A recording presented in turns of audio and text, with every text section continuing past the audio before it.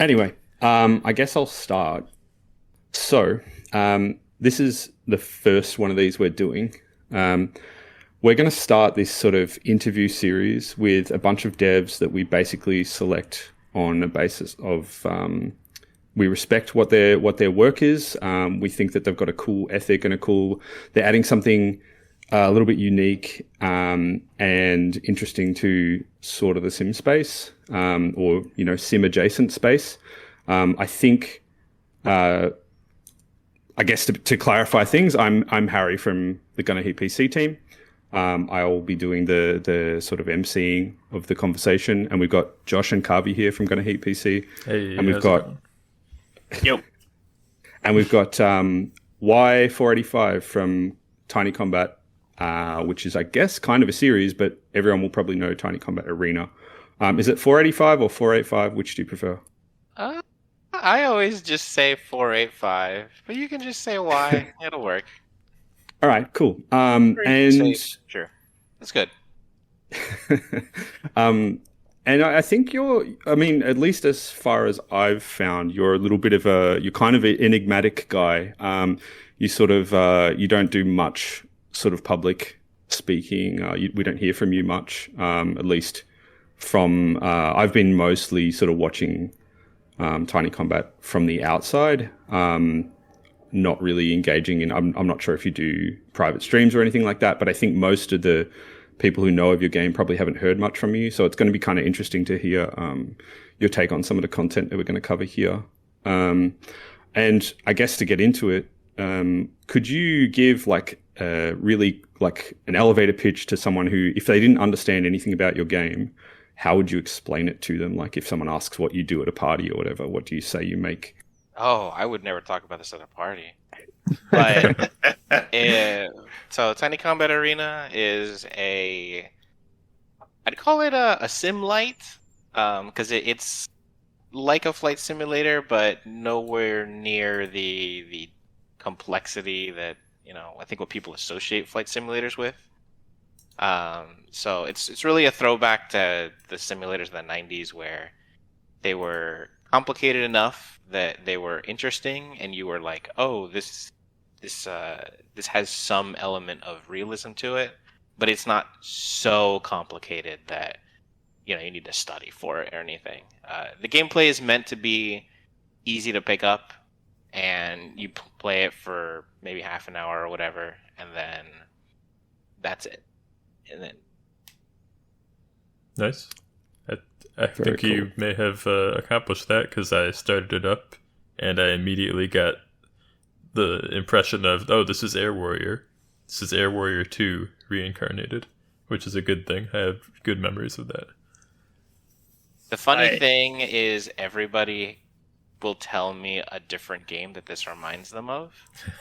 I Air Warrior, that's the first Air Warrior I've heard. But I get everything. A bunch of games that I've played and a bunch of games that I've never even heard of. People go, oh, this is just like that one game. And I think I'm doing something right if I keep getting that. Mm-hmm. Do you get A10 Cuba much? Not as much as I'd like. Okay. My mind goes to A10 Cuba, but it might be like the artist angle, I guess. It looked like visually it's very A10 to me. I missed all of these games from the 90s, so when I picked this up, it definitely was just like, oh, this is such a cool stylistic thing, but I have so much to play around with. Like, I can play around with the flight model and the gears and everything, and then I can crash my jet into the ocean. It was great. So about the way the project started, I've kind of heard a couple of stories about how you actually began the project. I remember, I think even before Tiny Combat Arena was announced, I remember seeing some of your stuff come up on itch.io or itch.io. I don't know how you pronounce it. I don't know either. And it seems like you sort of did like a series of tech demos almost, and then sort of compiled them into one scenario. But maybe you can confirm or deny this rumor, and I don't necessarily want to get into weird stuff that happened on forums back in the day or anything, but I heard the story I was told was that you were showing, like you were trying to explain ways that things might be able to be done better in certain sims, and it caused people didn't like it. There was friction, and they thought the idea didn't make sense, or they thought it was unrealistic or something. And I heard that you made tech demos to show the idea rather than tell, and then they all combined into Tiny Combat. Is that true, or is that like some madness? I've never heard that before. That's a pretty interesting story. Yeah, I wonder where that came from. I've definitely heard that story. So it's nothing like that. What was the genesis, I guess, of what you were doing? I just want to make a cool flying game. Taste. Yeah, honestly. So, I guess I was curious about that. Like, did you sort of use each? I want to say you did maybe 4 or maybe even more little tech demos of different sort of features. So I have an image that I can send you guys. Okay, cool. For that, and you should probably put this up in the video. Yeah, definitely. This is a joke image I made a long time ago, but it stopped being a joke after a while, and it's just kind of true. Right. All of these. This is when I joke about Tiny Combat being a series. This is what I mean, although it's worth mentioning most of these games have nothing to do with each other. It's just a name that I kept reusing because I thought it was a funny joke. Right. Was there much... Did you share much tech between them, or did you rewrite everything every time? Almost nothing. Damn. Okay. Wow. So you iterated a bunch of times on this idea to the point where you've got the what is Tiny Combat Arena today. A lot of the ideas carried over. Yeah. Okay. Okay. So your game, the purpose of what you've created is to sort of package that some of the good things about a flight sim, but in a way that people who aren't necessarily turbo nerd flight sim players can pick it up and sort of get the benefit of that, which I think is actually quite similar to what we are trying to do with our project. But I guess an interesting question there is, and this is something that we sort of think about a lot ourselves. Do you think your community, what they want out of the project and what they think your project is about, your audience, do you think that they're what they value about the project is in alignment with what you're trying? Do you feel like you've conveyed that and they've picked that up, or do you think they want something different out of it? What do you think people come to your game for? Oh, that's a good question that I have a lot of thoughts on. Yeah. Well, can I hazard a guess? Think of where to start with something like that. Yeah. Because there's a lot of angles that I can approach that from. I know an angle that kind of you wear it on your face online. The Harrier only profile picture. I'm gonna guess you've received an insane number of requests for other planes. So that's a good place to start. I have tried to make it clear in as many places as possible that the plan is only the Harrier. And there's a specific reason. There's many specific reasons for that, actually. Most of them are very pragmatic. They're very I want to spend time building out the game itself, because adding planes it's not easy, but it's kind of a distraction. And it's something that one of the things I learned from the older games that I made is that it's very easy to end up in a place where the only thing I'm doing is adding planes, and that's not what interests me. Mm-hmm. And I realize that has probably cost me sales, and people will complain all the time about how there's only one plane, or I want to fly that. And I totally understand where they're coming from, but it's just, to me, the focus of the game is more on the environment that happens around the plane. And so there's a lot of things that I've been trying to build out, and this is where a lot of the terrain that I'm working on right now goes into this. And there's so many mechanics that I have planned for the arena mode. And my ultimate secret, not exactly secret, but my ultimate goal is almost that if I'm doing it right, the least interesting thing about the game is the planes themselves. Because the environment and the context they exist in, where it's not about, oh, I'm flying, I don't know, an F-14. It's, oh, I just took out this one group of units and it allowed my guys to push through in order to capture this base. Like, that kind of thinking of the game, as opposed to my F-14 did a flip. But I realized that's not really necessarily what people want, and oh well. You're up against a difficult problem there, because we've had, I want to say, a whole generation of flight sim kind of game conversation that's dominated by vehicle obsession. Like, which module are you flying? Look how cool it is. Look at the high poly and the detail. And you're trying to context pill people in that setting. That's a tall order. It's noteworthy, though, that you have that focus, because if you just were to be pumping out planes, that would be driving the entire conversation of your game. When am I going to get X? When am I going to get Y? And then they're going to constantly berate you for it, which I'm sure you get enough questions now for that. But that's very cool to be able to focus on finessing the gameplay loop, as it were.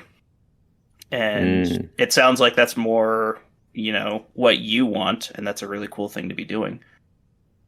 I've got a bit of a follow-up question this is a unplanned thing, but it just kind of made me think.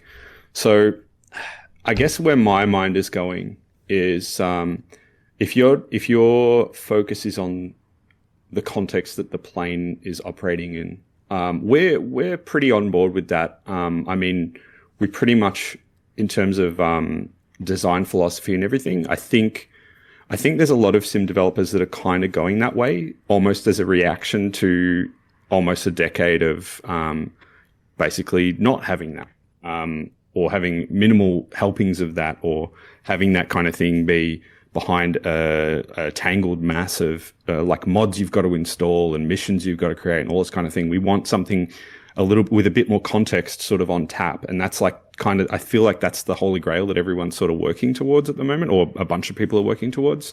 But the thing that I wonder is, do you ever find yourself in a situation where some of the context is harder to portray specifically because you are trying to stick to just one plane? Because like what I keep thinking here is aircraft are probably even more specialized than ground vehicles in a lot of ways. Like, there are some that do, they carry any kind of ordnance and they drop it. But usually there are some that are particularly good at one thing. Like you couldn't do like heavy bombing or level bombing or whatever in tiny combat to the extent that you would expect to see in like a full scale conflict. Do you I guess, what are your thoughts on that, and how do you approach that? Do you ever feel limited by having only one aircraft? I'm not encouraging you to put more. I think it's a really good thing to basically set your audience's expectations to not just be given more and more stuff all the time, because it doesn't necessarily improve the game. But like, do you ever feel constrained and have to work around that at all? No. But I have two points I want to make about that, because I think there's two things you're talking about here. Mm-hmm. The first is conveying information, and this is one of my big design principles. is that no matter how cool the mechanics of your game are, they don't matter if the player can't see them or understand them immediately. And especially with regards to how Arena works, this is the part of the game that needs the most work. Is whatever mechanics the game has, they have to be like immediately readable and obvious. And so the map screen in particular is gonna get a huge overhaul like very soon, because it needs to show that these are these units moving here, why they're doing that, the mechanics for how like supply works, because there's a very, very basic supply mechanic in the game right now, but it needs to be something that you can click on, you can get information on. There needs to be graphics, like if there were supply vehicles, which there's plans and thoughts about that. You need to be able to see like arrows, paths, like, okay, this is this guy, this is what this is. Little things that make you curious to click on, to go, oh, what's this? And then you see it, and then you get more information on, oh, that's what it is. This is why it's doing it. I should do this because I can prevent something from happening. And I'm being very vague here, but that's the point. Is conveying information is so critical to people's understanding of the game. And this is a kind of tangential example, but in the old Jane's games, the AI in those games is so good, but they cheat in a way that is very funny, but extremely effective. Part of the reason, actually, I would say probably a lot of the reason that you get the feeling that, wow, this AI is so smart, is because it tells you what it's doing. When you target a plane, it'll tell you, oh, this guy is doing a split S. Oh, this guy is in pursuit. Oh, this guy is locking on. Oh, this guy is chasing. This guy is doing a break to the left. And it just tells you these things. And because you can see that stuff, you associate what the AI is doing with something actually intelligent. And a more modern example is Halo, especially the first one. And there's a really, really good talk by the Bungie developers from, I don't know, probably 2000 something, where they talk about how communicating this information adds so much to the perception of intelligence. It doesn't matter how intelligent they actually are. It's this perception of intelligence that you're after. And that's what I'm getting at. So that's the first part. The important thing is convey the information so people understand it. Because otherwise, if they don't understand that these mechanics are happening, they may as well not be there. The second thing, the planes. So there is a long list of reasons for why I specifically chose the Harrier. And one of the big ones is that the Harrier forces you to fly low to the ground. It's a ground attack plane. It's not some supersonic fighter jet where you can do loops at 30,000 feet firing off AMRAAMs. In order to do anything productive in that plane, you're going to be flying most 5,000 feet above the ground, and you're going to be looking at the ground battle. You're going to be looking for targets, and everything about that plane is in the context and in support of things that are happening on the ground. It didn't have to be the Harrier. It could have been like an A-10, but the point was it needed to be a relatively slow ground attack plane, because the focus of the game is what's happening on the ground. You're just the support. And another analogy I always like to draw is in the Battlefield games. When you fly in the Battlefield games, you're you're not flying because you're trying to get kills in a dogfight. I mean, ideally, they're separate game modes they made for people who just want a dogfight. But the point of flying in Battlefield is you're blowing up the guys on the ground because it helps your guys on the ground. And that feeling of being the power unit in the sky that is influencing the ground battle, that's the point. Like that was the point of picking the Harrier. That was the point of a slow ground attack plane. I mean, relatively slow. The Harrier is actually pretty fast. But it's between having the Harrier, which means your moment-to-moment tactical gameplay is thinking about the ground battle, and then between sorties, you're looking at the map screen, which has all this information on what's happening in the arena mission and your objectives, what your guys are trying to do. And there's a whole other mechanic that's not in the game yet, but is on the list of being able to use special units to give basic orders. So you can more directly influence the battle from the map screen as well to complete the objective for the given mission. Nice. It's interesting you say that, the choice for the Harrier kind of does make sense. I remember, I used to make a whole bunch of prototypes and stuff with a housemate of mine back in the day. And one of the things we were working on was a First World War flight sim on a custom bit of tech.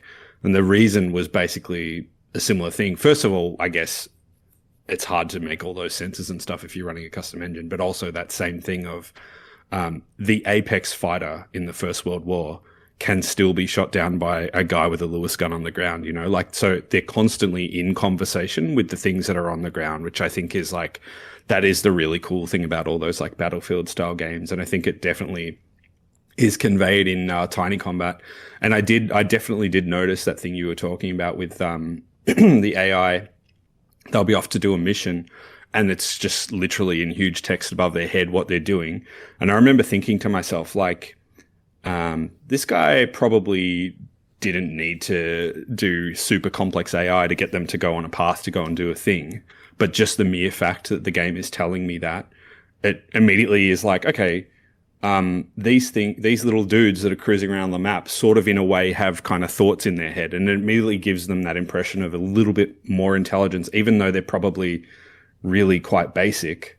It's just okay, they have intentions and they're trying to do something. It's a huge step up from not having that. They used to have that. I don't know if you've ever played Mountain Blade, but every unit or army or whatever on the map would do the same thing. It would say what the unit's actually doing and what their goal is at the time, which was really, I think it made the whole thing feel a lot more alive, kind of. I think it's definitely a good choice. That makes me really happy to hear. Yeah. When you're sorry if I go on, sorry. It's all good. Back to your first point when you were talking about one of your core design pieces or ideas being it's got to be communicated well enough to the player. If they're not going to understand, then what's the point? Have you found yourself thinking up a gameplay piece or feature and saying, man, that's going to be really cool, but I need to put that aside because I can't communicate that intuitively enough for players right now? Or have you just dropped features completely because of that design ideology? I think that comes up more when I talk about, or I guess think about, the mechanics for the planes themselves. For how in depth should I be going with the simulation for the planes? Mm-hmm. And what's an example? The way the infrared missiles work right now is I don't know. I don't think it's communicated very well because it's really not a complicated system, but I'm not sure how to explain to people how it works without referring to like a manual. Some of the ideas I've had, this is absolutely not. Actually, I don't even want to say this because people will take it as a promise for something. But this is one of those things that, like, if I had unlimited time and money, something I would love to do is build out the database feature more to show. This actually is on my Trello board, because some of these things I think I probably will do, but they're just low priority. Right. Use the database to be able to see these values, to look at them. For example, all the planes actually do have an RCS value. And you probably haven't noticed, but some planes are easier to detect than others. Like the Phantoms and the MiG-23s, you can detect them out to basically the maximum range of your own radar. But the smaller planes, like the F-5 and MiG-21, they're harder to detect. And I really want to expand the database to show this stuff, and not just have a number either, but be able to draw like almost an RCS plot. I mean, it's not that complicated, but the point is just get an intuitive understanding of, okay, the RCS from this angle on this plane is this, right? Or the infrared signal is this from that. And a lot of the airplane mechanics I've started to think of less in terms of I'm just going to do this because it's realistic, and more in terms of I'm going to do this because it makes a very intuitive and meaningful impact on the gameplay. And gotcha. So a really good example of that, and this is not in the game yet, but this is also on the Trello board, is the damage system. So right now the damage is very physically based, and that's intuitive and obvious because a wing comes off, the plane barely flies. But in addition to that, I also want to do a component damage kind of system. And the mechanics for how it happens don't have to be that complicated. I mean, it could literally be as simple as you get hit, there's a dice roll. But the point is, if you get hit, you have this like a caution warning panel. Mm-hmm. And the light that says engine lights up. And all of a sudden, now your thrust is reduced by 25%. And like that's a very obvious, it tells you exactly what happened. Yeah. And the approach that I've been having for a lot of airplane mechanics is not just I'm doing this because it's kind of realistic, but I'm doing this because you can see it. It's a very obvious thing. And also it leads to an interesting story as well, because flying damaged planes back is always pretty cool. Yeah, it makes sense.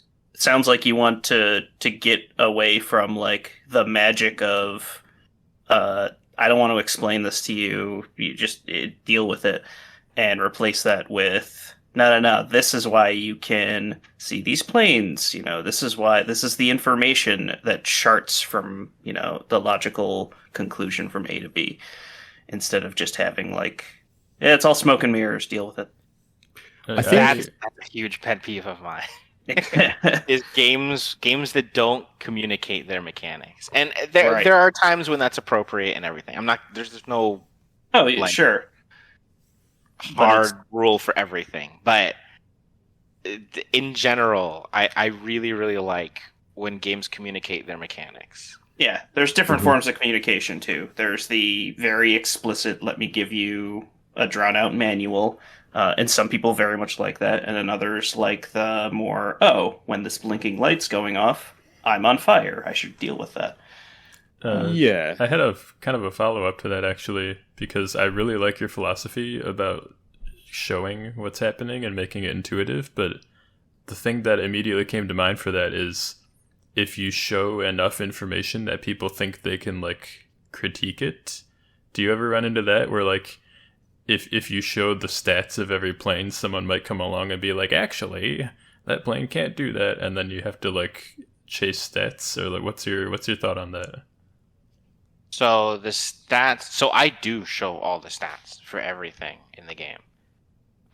In the database, you can see every number, and I guarantee you those numbers don't necessarily match up to reality. Mm. And in some cases, that's just because I haven't gotten to it yet or whatever. But in a lot of cases, it's also, I know it's wrong. I did that because I'm balancing the game. Mm-hmm. If you really don't like it, you can adjust it yourself, because I went through a whole effort to try and expose as much of the game's data as possible. So if you're really that offended by some stats being wrong, you're welcome to go and change it yourself. Interesting. Very.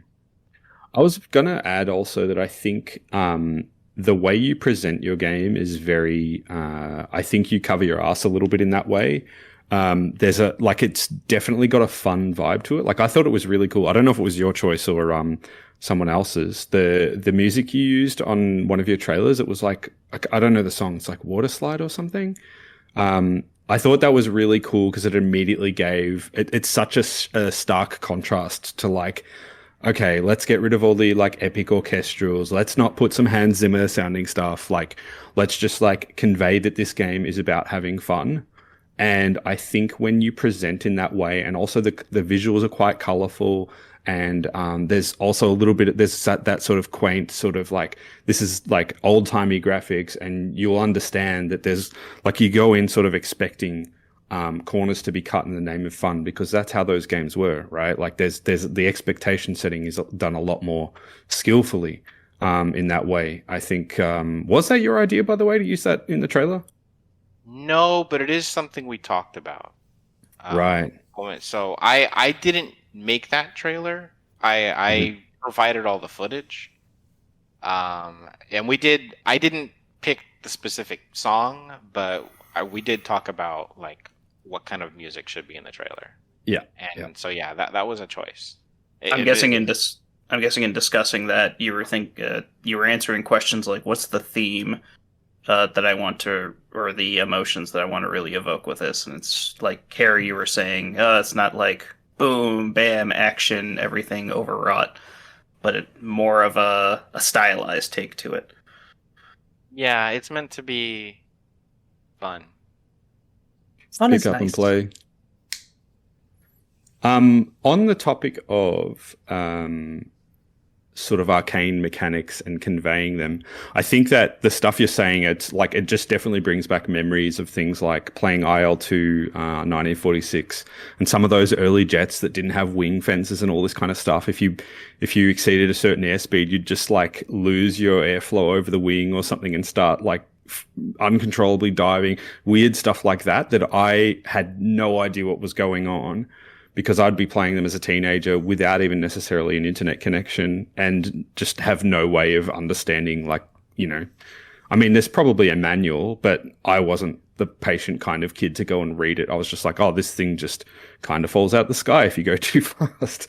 But I was thinking, because we haven't actually heard a lot from Josh yet, there's been a lot of stuff that I imagine that's been a bit of a struggle with GHPC. Did you have anything to add about, like, that sort of, there are certain mechanics that are sort of hard to show and not tell, if that makes sense? Oh gosh. I mean, I specifically avoided jumping in about that because I don't want to dominate the conversation, but yeah, it's a huge issue, because we have a similar dilemma to every sim light developer, which is, what part do you want to do sim and what part do you want to do light? And we have a lot of sim that doesn't really explain itself outright. It doesn't demonstrate that it's happening. Like the complexity of the combustion system, you would never know the difference from like randomized effects unless you're paying attention.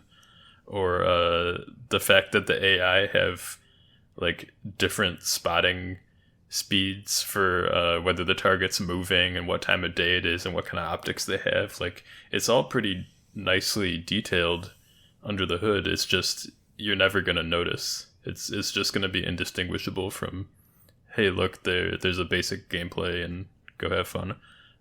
So I don't know. I struggle with this because I don't want to explain kind of in your face. I would rather it just be understated if I had to pick one or the other. But at the same time, we put a lot of work into it, and I want people to be able to appreciate it. So it's a hard problem. I don't really know. I think what you're doing, Why, is it really suits your philosophy because you have the wiggle room to just straight up put things on the screen to say what's happening.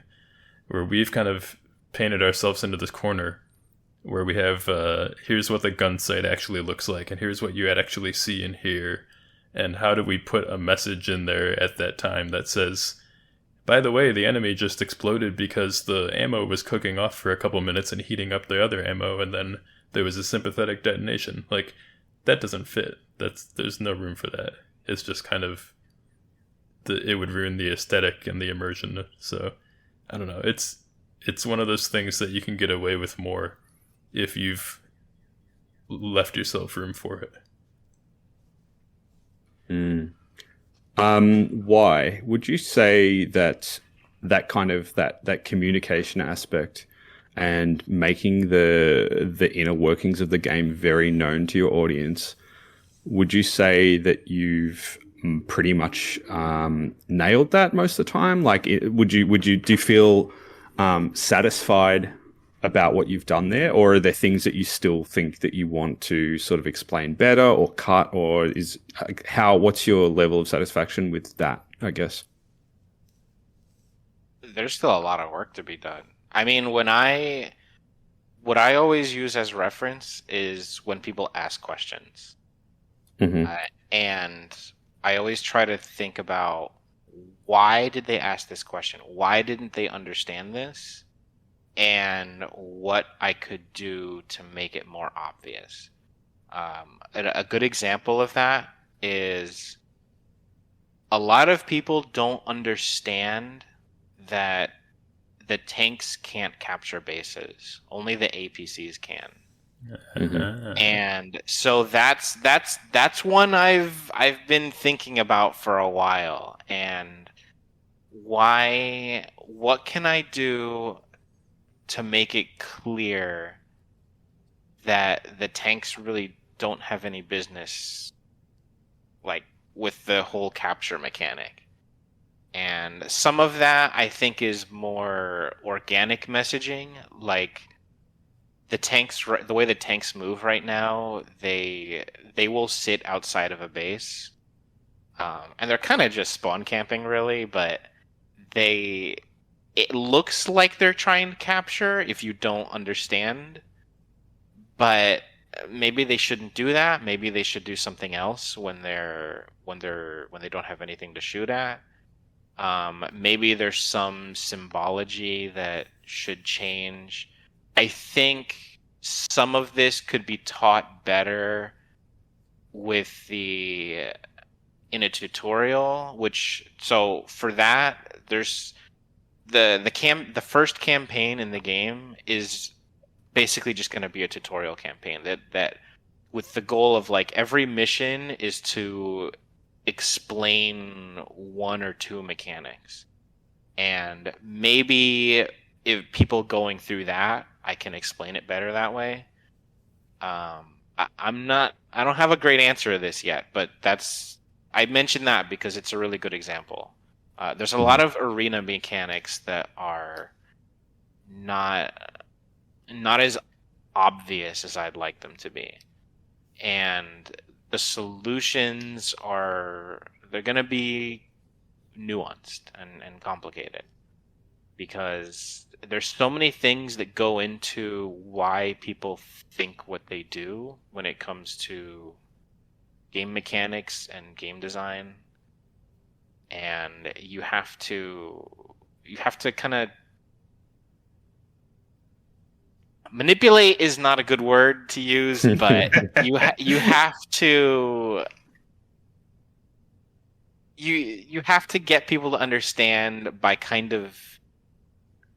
doing things is the best way. Yeah. And when you can train them to think a certain way, like I think that gives you the best experience as a player, because you sometimes even get the feeling that like, oh, I figured that out.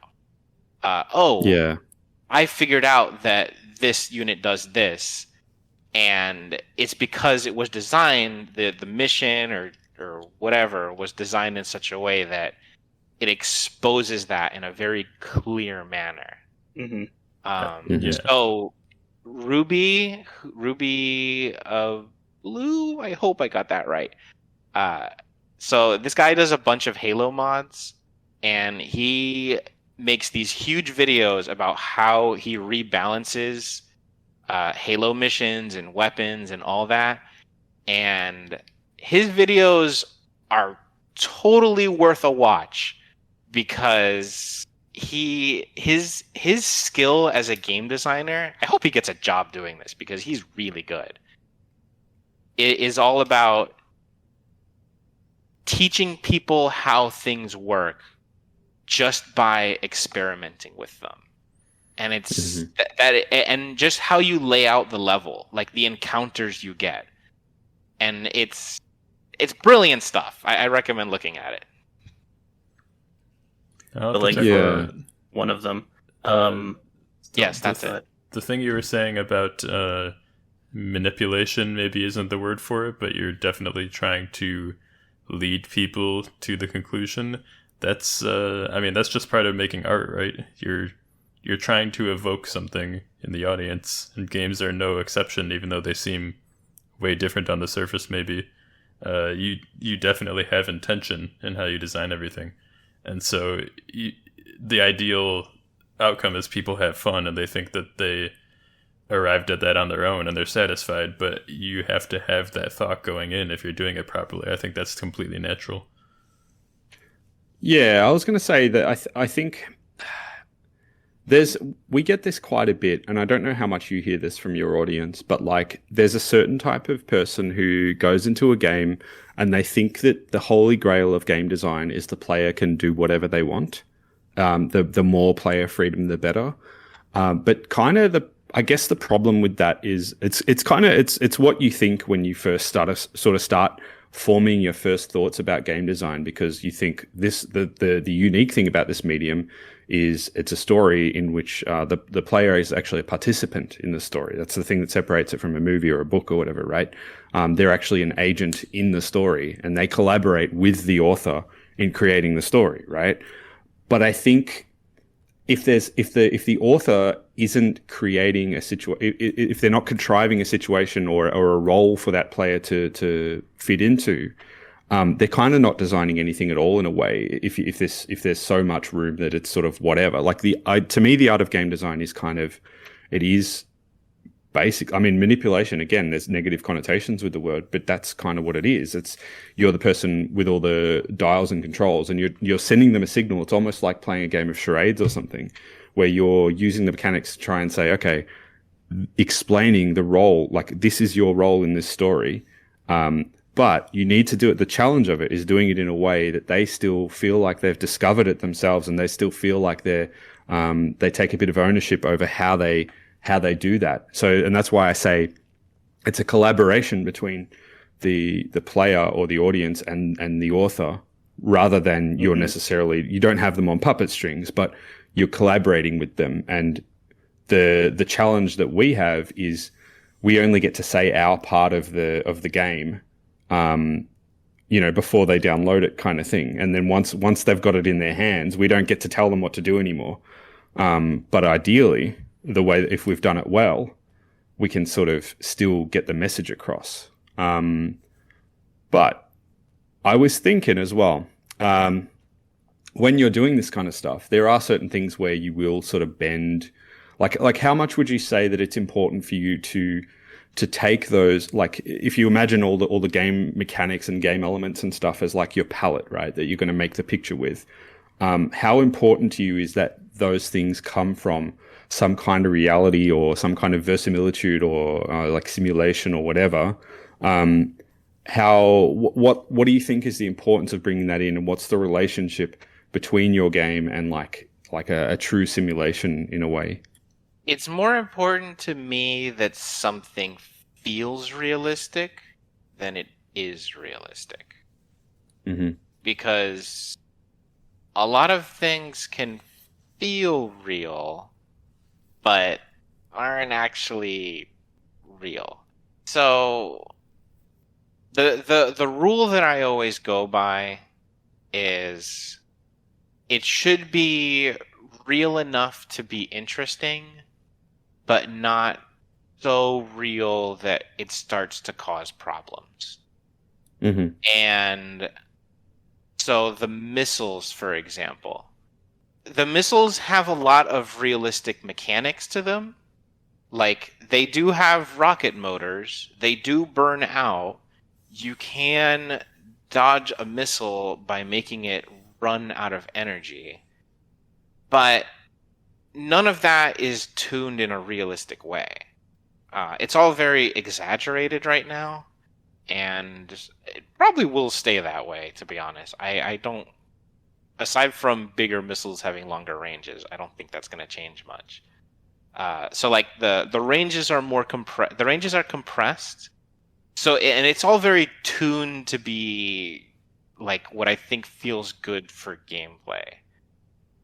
Because getting too realistic with the missiles, I think it starts to hurt the game, and they get too lethal, and it's just not the thing that I care about, not what I want the game to be about. Mm-hmm. So that I think that's the best way I can say it. Is like it's real enough to be interesting, but not so real that it compromises the design that I'm going for. And that also goes back to what you were saying before, because I have definitely gotten comments of people who are like, oh, the missiles are too short range or whatever. And I'm not going to change it, at least not the way they're thinking. And but I also tell them, like, hey, you can change it if you really want to. And there are people who have done this. There are people who have who have added like AMRAMs that can blow up targets 20 miles away. And I'm like, I mean, more power to you. That's not the vanilla game. That's not the way it's designed to be played. But if you really want to do that, the files are all open. Knock yourself out. Did you go into kind of this process with all of your iterations of this kind of gameplay with the idea that, you know what, this is how I'd like it to be, but it's all completely open to you guys? Like, is modability kind of one of the forefront items in your mind when you're designing some of this stuff? Absolutely. I come from a modding background. I wouldn't be here if it weren't for like modding Battlefield and Freelancer and many other games. So from the very beginning, I was trying to build everything in such a way to make it as moddable as possible, because being able to customize the game that way, I don't know, it's just really important to me. And on top of that, somebody will probably do the game better than me, and I don't want to deny that experience. It's interesting. Okay, I know you're not a huge fan of talking up your own work, but is there anything that you'd be sort of protective of? Is there something, like some aspect of the game that you feel very sure about and that you think you've done a good job on, or something you feel that you've made the correct decision with, that you would be a little bit protective of if someone were to mod it? The art style, maybe?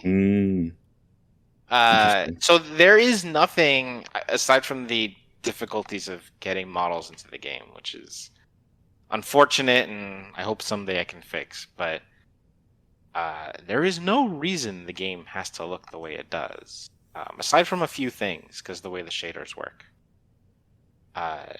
There's nothing stopping somebody from putting like a fully textured plane in the game, for example.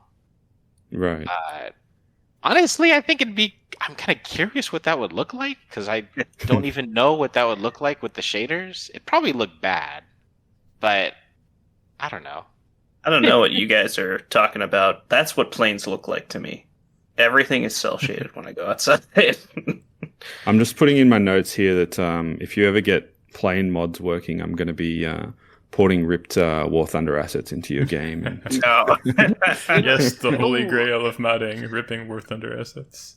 I think it's really cool though that you've got this philosophy of like you've got this core gameplay concept that you want to have shown off and communicated to people, but you're also fine with, hey, visually, if you want to play around with it, go for it. I might not be able to 100% support that right now, but like you're in on the idea of people making the experience their own. It's probably not a secret to people listening who are following our game that we don't have the same approach. Basically because we didn't design it that way from the ground up. I think the way you've done it, if it is important to you to put modding in from the start, it does make sense. We made a pretty explicit decision early on to focus on we just want to build the game out and not have to maintain a tool set on the side, which is like it's brave to do that in my opinion.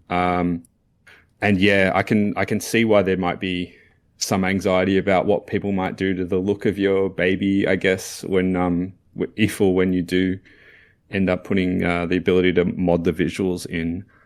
This is something that kind of dovetails nicely with another topic, though. Firstly, is there anything that if you could have a version of yourself from now, go back in time to, let's say, 2 years ago or so, and warn yourself not to do something, or say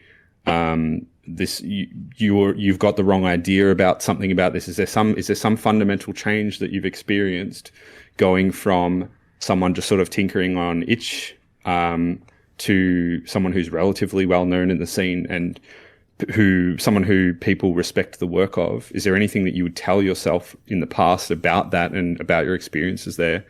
And is there anything that you would do differently at the start of the project if you could go back and tell yourself or warn yourself against it? I probably would have made a different game. God damn. Wow. Hey, you're giving him the opportunity to go back in time. That's got a lot of power. Yeah. Is it? Clearly, if I wanted to make money, what I would have done is build probably just a really basic instant action kind of setup. Like, just double down on the instant action stuff, and then just pump out like plain DLCs. Damn. And have like, so you'd have like the Vietnam DLC, and it's like A4s and Sky Raiders and MiG-19s or whatever. And then what else could you do? You forgot the Thunder Chief, man. The forever. Yeah, I mean that's what people want, right? So that's what I should have done. Has development experience given you, and player feedback given you kind of a bit more context to what, like, I don't know, the market you could have seen, like, yeah, this would do really well, as far as like sales might go or something? People want War Thunder, but without the free to play. Yeah, that's absolutely correct. I'm actually going to grill you a bit on this one. I think I don't know how true what you're saying is. I think this, like, the cynical answer is definitely that, and I think every developer has thoughts like that. But you seem to me like someone who's quite committed to doing a good job and doing something that you believe in, do you mean it that you'd sort of go like, you don't strike me as someone who's doing this for the money. You strike me as someone who's doing it. I mean, money's good, but you seem like your motivation is to make something cool to me. Okay, like, here's would you really? Here's a more honest answer. Okay. Although that's not saying there isn't any truth to what I said. Of course, that's fair. Of course. I mean, that's fair to have. I'm really sad that it took me so long to getting around to playing F-19 and F-117. Mm-hmm. And specifically because those games gave me a crisis when I played those. Because I was just shocked at how beautifully designed those games are. And this is okay, this is a side, kind of a tangent here, but it's something that I need to tell people, to a wider audience, because people don't know this. If you're on the younger side of things and you're kind of like, if your experience of flight simulators, it began in, I don't know, say the 2000s, even as late as that. What I think people don't realize is that flight simulators used to be like one of the dominant genres on the computer. Like, if you look at game magazines from the 90s, half the cover stories were some kind of simulator, were some flight simulators, submarine, mech simulator, whatever. Simulators were normal games. And not just that, but they were made by game designers. And I know, I don't even know how I'm going to bring this. Wait, okay, I am going to bring this back around. Just trust me on this one. Do it. They were made by game designers. So everybody knows Sid Meier as the Civilizations guy. But do you know what Sid Meier was doing before he made Civilizations? I do not. He was the lead designer for all those Microprose flight simulators. Oh. He was the guy that designed F-19 and F-117. And I think he had involvement in other games as well, but those are the ones I know the best. And so what used to happen is you would have what back in their day would be considered like hardcore flight simulators, but they were made by people who were more interested in making a good game. And what you ended up with was these, because of just what they had, the limitations of the hardware and what they could do, and also what people's concept of what a game was at the time. You ended up with these very RPG-style mechanics. So in F-19, yeah, there is a lot of mechanical focus on, like, the flying, well, not the flying, but, like, the stealth mechanics. But it was built in this context of you're a fighter pilot going through a career, flying these missions, and you get medals, you get promoted, and eventually beating the campaign, in kind of air quotes, comes down to you live long enough to complete 100 missions where they just take you off, or you get promoted out of the job because you were too good and you're too valuable to be flying. One of my favorite... God, F-19 is such a brilliant game. One of my favorite things about F-19, it's such a little detail, but it's brilliant. The first thing you see when you boot that game up is you're holding a clipboard, and on it are just a bunch of names. And all these names are people who are either missing in action or killed in action. And the very first thing you do is you erase somebody's name and you put your name in. That is genius. That sets the tone, that explains to you how the game works. You're probably gonna die. Oh my god, that's brilliant. That is pretty good. So kind of reminds me of Cannon Fodder with the graves on the hill. Did you ever play that? No. Oh, that was like a little action game, and every time someone died, they actually had a physical grave appear on a hill. Anyway, continue your story. Okay. And it's like this is what flight simulators were. They were games designed by game designers, and they weren't simulators for the sake of satisfying some flight sim nerd, because that's what they are now. And when I played F-19 and F-117, I was like, oh my god, this game is so good that you could take the flight simulator out of this and turn it into just like a top-down 2D game, and it would still be an incredible game. And the thing that I've been kicking myself over is like, I should have just cloned F-117. There is a happy ending to this, though. And I talk about this all the time, and this guy does no marketing whatsoever. Helicopter Gunship DEX, this guy is basically doing that. He is just copying what I call the Microprose formula. And he's making something that's kind of like Gunship 2000 with the ultimate goal of remaking F-19. And he's got it. He's got that core loop in. And he doesn't have the campaign yet, but that's something like Helicopter Gunship DEX is probably what I would have made. Oh, this is you retweet this guy on Twitter, I think. I've seen some of his stuff. It does look really cool, huh? He doesn't post on Twitter. You might be thinking of another game. Really? This guy doesn't post anywhere. He maybe posts on Facebook or something. I don't know. I could have sworn I've seen a similarly lo-fi no, it's not game. lo-fi. Oh, okay. You're thinking of another game. Okay, gotcha, which is also cool, but it's a totally different thing. Right, gotcha. Interesting. So you're saying this guy has the loop down of those early flight sims, but kind of is also going for the window dressing of the gameplay components that you liked about those early sims? The gameplay, what he has right now is the mission design. Okay.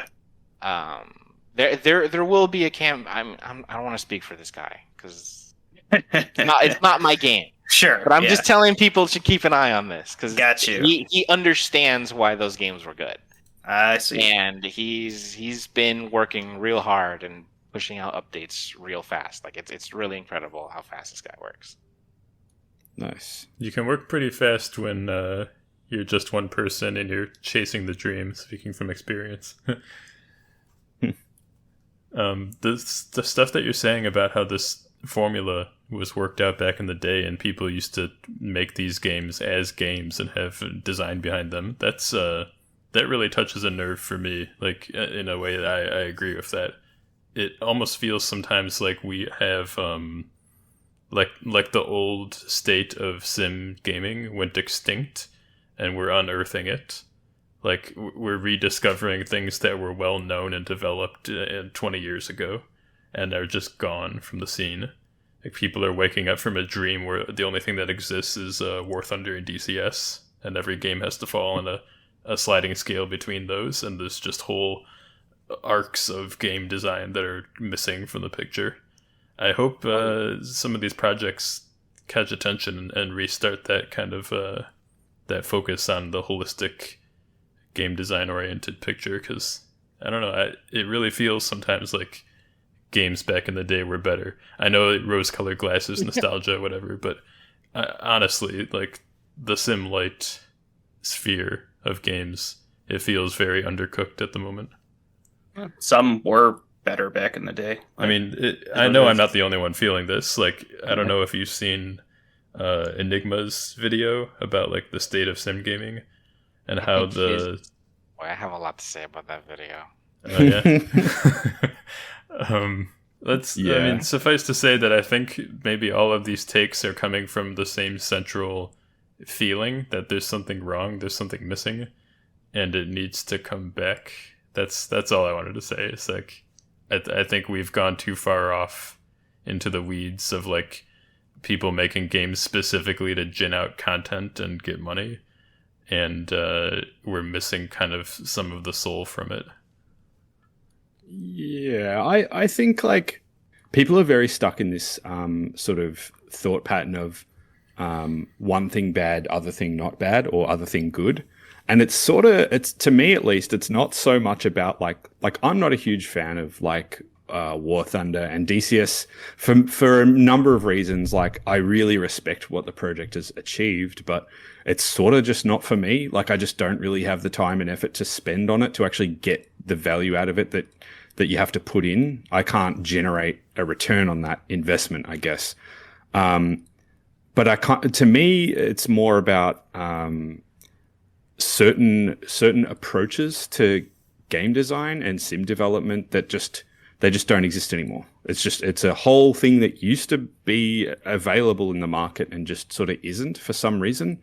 Whether it was better or not, like you can have whatever opinion you want about that, but it's not there anymore, and that's kind of odd. Like there's no reason it shouldn't be. Like people liked these games once. Is there a reason they couldn't like them again? I don't know. I don't think it's that they can't like them. I think it's the market. The market has shifted. Like I said, I have a lot of thoughts on this. I have a lot of thoughts on this subject. I think you touched on it a little bit earlier too, though, when you were talking about how if you wanted to make money, what you would do is get a very basic instant action setup going and then start cranking out planes. That makes total sense in light of what we're talking about. That, I mean, you're not the only person to learn that lesson. And if you have a game and you're trying to generate the most return from it, you're going to make War Thunder, essentially. Like the market has become trained that what makes a military vehicle game cool is having a lot of vehicles and collecting vehicles. And we're kind of fighting an uphill battle making simcade games that don't have that as the core feature. And just saying, no, we've picked certain vehicles and we're trying to develop the experience or the systems or whatever. That's not, it's like if you're trying to serve somebody a meal and they've just been eating candy and you're trying to get them to appreciate the flavor. It's something that they're not used to. And there's like, no, where's the sugar? I want more sugar. That's kind of how it feels sometimes. Like the audience is pre-poisoned. I don't think those are mutually exclusive. You could design a game like that. Because Jane's, by the end of the Jane series, the Fighters series specifically, there is a stupid number of planes that you can fly in that game. And that is honestly part of the appeal, is just doing that. And it did that without being, I mean, it predates, obviously, the whole free-to-play online stuff by decades. But I don't think these things are mutually exclusive. That's true. They do become more challenging over time, though. I mean, it's no secret that the fidelity that people expect out of a flight sim now is much higher. You kind of sidestepped it with your art style, but imagine... Oh boy, there are a lot of very pragmatic reasons the game looks the way it does, and in fact, that is really the main reason the game looks the way it does. It is an extremely practical, very practical decision. Yeah, just to drive that home, like, I don't know if you follow Warno, the real-time strategy game, war game series, Eugen Systems. They recently did an update where they updated some of their tank models, and they look really nice, and they're better than the previous ones that were in the game. People are really happy. But the amount of developer hours that went into researching and then recreating those models just for, like 2 tanks in a game that has dozens of different kinds of units, like the cost of hitting a threshold of authenticity now with modern polygon counts and texture resolution and everything is just mind-boggling compared to the old days. Like a Jane's game, they looked good for the time, but it did not take nearly as long to make stuff as it does for like a modern, realistic presenting game. I think people underestimate that too. Like from the outside, when people are asking why can't they add this, why can't they add that, and not realizing it quickly, sums up to a gargantuan task, and not some kind of simple thing where you can sort of like, oh yeah, we'll do it next week and it'll be done. I actually kind of think that's why we've ended up with the two archetypes being a War Thunder type game and a DCS type game, and minor variations on those themes. My personal theory about why that's happened is just the increasing fidelity and increasing cost of actually developing all the stuff. People wouldn't accept. Maybe they would accept a game that looked like one from the old days, but they would accept it for different reasons too. Like the DCS crowd, what they expect of DCS is it to look like photographic quality, right? And if you give that problem to a free market, it's going to do its little free market pathfinding algorithm, and the optimized solutions that you're going to find to create that product in a way that it can actually return a profit is you'll get either War Thunder or DCS, because it's to actually do it and still turn a profit. How else could you really ensure that you're not going to go broke? Mm-hmm. Sometimes I'm not sure DCS is even making money. Hard to say, isn't it? It's really hard to run those numbers mentally. I've talked to people who have run the numbers and they are making money, but it's not the kind of thing where Activision's going to look at it and say, oh, we want a piece of that pie. It's like kind of small change in the industry. I kind of feel a similar way about modding. Like I was a modding guy as well in like the 2000s and stuff. And I think part of the reason that we don't really see those like mega mods that really change the nature of a game and really like improve it and do something revolutionary is for a similar reason, like to actually match the quality and match the expectations of the audience. It's so much labor to do that. And sometimes you get this sort of perfect storm where enough people want to commit that time kind of for free and will just make it because they want to do something cool. But it's so infrequent. And I kind of feel like that's got to be weighed up in when you're making those decisions about, do I make a suite of tools so that people can put models into this game? If we were going to do it for our game, it's sort of like, well, what's the likelihood that someone's even going to use this stuff? Because to actually make the content, it's hard for us, and we're quite experienced at it, like I've got a pretty long professional history behind me in game development, and I find it like it's a slog, right? I can't really see someone doing it just because they feel like putting a T14 Armada in the game or whatever. Whereas the guys who made Armored Brigade, they made everything out of 2D little cards. And for that reason, they had a really healthy mod community, because all people needed was to know what the unit looks like and a copy of Photoshop or, Krita or anything. And they could just draw two images, type in the stats, and they've got the unit running in the game. So like, it's very, like anyone can mod that game, but yeah, the calculus is a bit different, I guess. It's very telling that we're on Unity, so the game is automatically moddable, but nobody has made any significant mod besides like, oh, I turned an option off for on, or I changed the number. Like, no one's made content for it. No one's done any significant, even like texture stuff. I think one person tried a camo skin. It's just the barrier of doing anything is so much more complex that it's like you're only going to have the really dedicated people who are probably already making their own games that are going to be the ones that have the skill for it, or the experience with the tools. I was going to ask why. Do you feel like you're sort of an inheritor of that tradition of like the game designed sim? Like the sim light element, element of it is just the axis of, is this going for deep simulation? Are we trying to make this super accurate or not? But there's also that aspect of like, I first and foremost want to design this as a game and treat this as a game design project more than a simulation project, or at least equally as much as a simulation project. Do you feel like you're sort of inheriting that tradition from the old ways, or do you feel like what you're part of is something new? And out of that question, what direction, because I feel like there's a few people that are sort of having a similar feelings about all this, a few developers specifically. what kind of direction do you hope that this all goes in? Inherit is too strong. Mm-hmm. Do you mean you feel you're not worthy, or something else? I'm just making a game I want to play. Mm-hmm. And if the question is, I hope other people start doing this, then yes, absolutely. I hope people with more resources and better ideas start making games like this as well. And and I think there's already a few of them. So that's not. I know it's not a good answer, but I'm also, that was a complicated question. For what it's worth, I don't think you have to think you're doing anything important to do something important.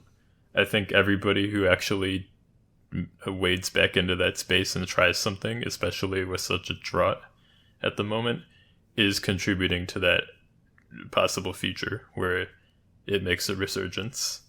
So, it's not like you have to be a big shot in the storyline to make a difference, I guess that's what I'm saying. How often do you feel as though you're a crusader for game design change? Shut up. Are you the hero that we need? No, I mean, realistically, though, nobody who's actually making something, like in the business of making a good game, is probably taking the time to navel gaze like that and be like, oh, I'm really changing the industry here. Like, if you hear somebody saying that they're doing something revolutionary, they're probably full of shit. That's a good rule of thumb. Usually the people who are actually... people who say that in videos. Yeah, we do too. About the state of the industry. Yeah. I don't know if I'm thinking about the same people you are. I'm probably thinking about worse. But nobody knows. Anyway, who knows? So the trick is the people who are actually doing good stuff are too busy doing the stuff to self-aggrandize about it. So, that's a good sign that you're not really concerned with that and you're just making the thing. Showing up and, just making the thing is doing a ton of work already. Anyone else who says otherwise is like, now I've got to put ego in front of it. It's just, that's a lot. Well, the other thing to think about, I guess, is with any art movement, right? A lot of the time, it's not necessarily that we all go into this thinking, we're going to do something new and we're going to form a new style of something or anything like that. But I feel like we've been doing this for a while and we've noticed a few other people that I feel like we have a lot in common with. And I guess my take on it, which still allows me to be humble about it, is if we've come up with a way to approach this that we think is cool, whether or not it's something new or whether or not it's something more worthy or anything like that, probably plenty of other people who grew up in similar circumstances to us have similar feelings about it. And whether or not we prescribe ourselves as almost like a sort of artistic movement or something, you could easily describe us as that. I think there's a lot of people who I think this really does come out of people who grew up with a certain type of game and sort of think about it and go, where did they go? What's going on there? Maybe that could happen again now because the tools are so accessible and everything. And we're sort of why not have a go at making something like those games that we were really, you'd be excited about as a kid and everything. I think it's telling that when we get people excited from the audience coming to us, and I know why you said something similar, but the most common thing is they compare to games that they really liked back in the day, back in the golden age of simcades. And that's, to me, that is just an indicator of what's happening, whether we think so or not. That it's not even on us anymore. The audience has identified us as following that tradition. So, my response to it has been to lean into it. I want to get in contact with other people who are in the same space artistically, compare ideas, share resources, do whatever it takes, because I think we're onto something. Not us, we've done something, but the formula that we're all kind of mutually independently going for is promising and it's good. And I think we should lean into it and see that through. What I'm more interested in is not if somebody my age cares about these kind of games, but if the next generations do. Yeah. Mm-hmm. Because, like, I'm a mark. I of course I'm gonna like a game like this. But what is most encouraging to me is when young people see games like this, and people who have no context of what flight simulators used to be, and they see value in it. Mm-hmm. Because that to me shows that there's something to this besides just nostalgia. Yeah, That's a Definitely. great point. That I didn't even think about that. I mean, I must have picked it up somehow because I immediately thought of examples and like agreed, but I never put it into words.